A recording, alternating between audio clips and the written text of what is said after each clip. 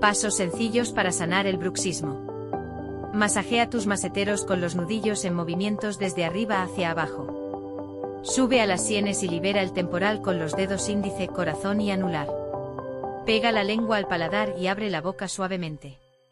Coloca tu puño bajo la barbilla para generar resistencia al abrir. Mueve la lengua en círculos sobre las encías con la boca cerrada. Tómate una infusión relajante de manzanilla, tila y pasiflora. Y antes de dormir, aplica una toallita húmeda y tibia en tu rostro durante 10 minutos. Comenta Human Reset para más información.